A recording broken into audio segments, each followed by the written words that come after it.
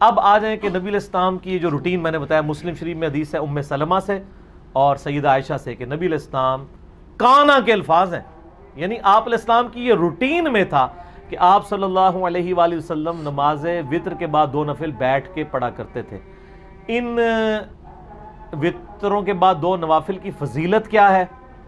اور نبی علیہ السلام تو بیٹھ کے پڑھتے تھے لیکن ہمیں کھڑے ہو کے پڑھنی چاہیے، یہ پوری ڈیٹیل انشاءاللہ میں یہ اذان عصر کے وقفے کے بعد انشاءاللہ تعالی ڈسکس کروں گا انشاءاللہ۔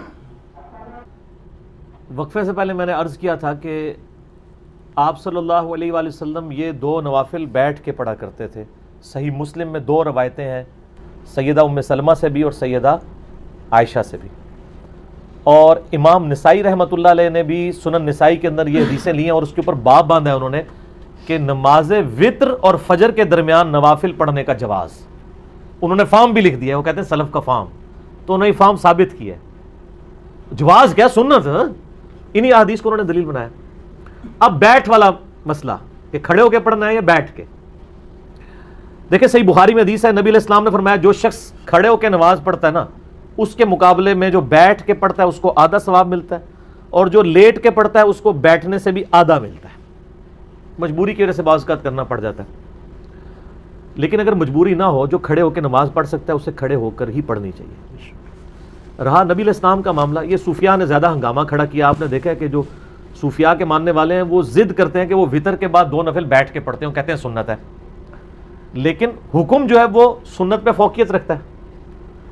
صحیح مسلم میں حدیث ہے، عبداللہ بن عمر بن عاص کہتے ہیں کہ میں نے نبی علیہ السلام کو دیکھا کہ آپ بیٹھ کے نفل پڑھ رہے ہیں، تو میں آپ کے قریب گیا، آپ کے ماتھے پہ ہاتھ رکھا میں نے، یہ سنت بھی ہے کسی کی طبیعت چیک کرنے کے لیے، تو انہوں نے کہا، نبی علیہ السلام نے فرمایا کہ عبداللہ کیا کر رہے ہو؟ کہا یا رسول اللہ میں نے آپ سے یہ بات سنی ہے کہ جو بیٹھ کے نوافل پڑھتا ہے اس کو آدھا ثواب ملتا ہے، تو میں چیک کروں کہ آپ بیمار تو نہیں جو بیٹھ کے پڑھ رہے ہیں؟ تو آپ علیہ السلام فرمایا میں بیمار نہیں ہوں، لیکن میں تم لوگوں کی طرح نہیں ہوں، مجھے اللہ تعالیٰ بیٹھ کے بھی مکمل نماز کا ثواب عطا فرماتا ہے، یہ آپ کی خصوصیت ہے۔ جیسا کہ صحیح بخاری اور مسلم میں آتا ہے کہ نبی علیہ السلام نے فرمایا کہ ہم انبیاء کی آنکھیں سوتی ہیں، دل جاگتا رہتا ہے، نبیوں کے وضو نہیں ٹوٹتے سونے سے۔ سیدہ عائشہ کہتی ہیں کئی بار نبی علیہ السلام یعنی نوافل پڑھ کے تہجد کے لیٹتے، میں آپ کے خراٹوں کی آواز بھی سنتی، پھر اٹھ کے اسی طریقے سے نماز کے لیے چلے جاتے،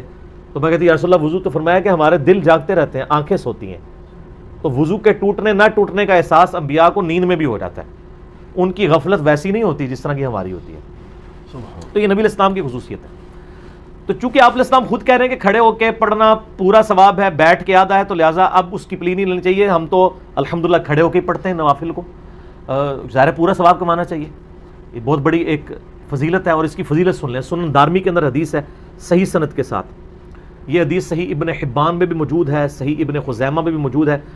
کہ نبی صلی اللہ علیہ وآلہ وسلم نے فرمایا کہ رات کی بیداری ایک مشکل کام ہے، خصوصاً سفر کے کانٹیکسٹ میں آتا ہے، سفر میں تو بندہ تھکا ہوتا ہے، رات کی بیداری ایک مشکل کام ہے، جب تم وتر پڑھ چکو تو 2 رکعت پڑھ لیا کرو، اگر رات کے آخری پہر تمہاری آنکھ نہ بھی کھلی تو اللہ تعالیٰ تمہیں رات کے آخری پہر اٹھ کے جو نماز پڑھنے کا ثواب ہے وہ عطا فرما دے گا۔ سبحان اللہ، کتنی بڑی آسانی ہے، میرے جیسے کمزور لوگوں کے لیے تو بہت بڑی آسانی ہے، اسی لیے سر ہم پڑھتے ہیں اور لوگوں کو ترغیب بھی دلاتے ہیں کہ یار مفت میں آپ ثواب لیں نا، اور یہ آسانیاں رکھی ہوئی ہیں۔